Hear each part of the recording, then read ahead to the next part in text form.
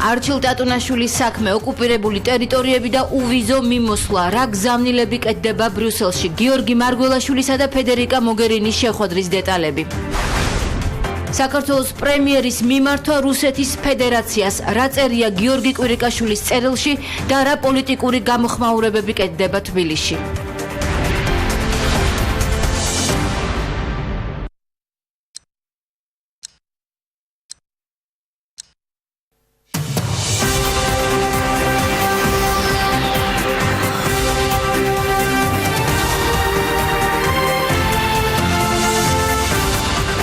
მოგესალმებით, თქვენ უყურებთ კურიერ 3 საათზე, მე კეთი გვაჭანტირაძე ვარ. საქართველოს პრემიერის მიმართვა რუსეთს ფედერაციის უმაღლესი ხელისუფლების მისამართით გაგზავნილ წერილში გიორგი კვირიკაშვილი რუსულ-ქართულ ურთიერთობებზე და მის პერსპექტივაზე საუბრობს და ამ ურთიერთობების ერთ-ერთ მთავარ პრობლემად მთავრობის მეთაური არჩილ ტატუნაშვილის გარდაცვალებას და ცხედრის გადმოცემის პროცესის გაჭიანურებას ასახელებს.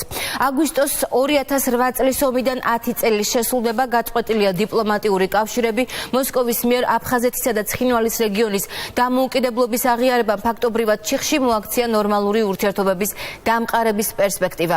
დღეს რთული რეალობის წინაშე ვდგავართ, ორმხრივი სავაჭრო-ეკონომიკური ურთიერთობები აღვადგინეთ, მაგრამ ტრაგიკული მოვლენების ჯაჭვი გრძელდება.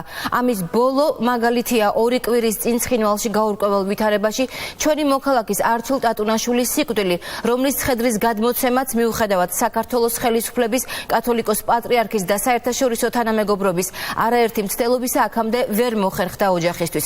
მიუმართავ რუსეთის ფედერაციის უმაღლეს ხელისუფლებას, რათა დღევანდელი დღის და მომავალი თაობების წინაშე პასუხისმგებლობის გაცნობიერებით გადავდგათ ერთობლივი ნაბიჯები რთული ვითარების დასაძლევად, ნათქვამია პრემიერის განცხადებაში.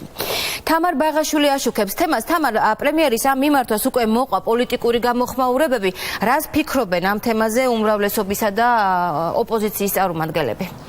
დიახ, ერთმანეთისგან რადიკალურად განსხვავებულია შეფასებები, რომელიც პრემიერის წერილთან დაკავშირებით ისმის ხელისუფლებისა და ოპოზიციის წარმომადგენლების მხრიდან. დავიწყებ საპარლამენტო უმრავლესობის და ხელისუფლების შეფასებებით.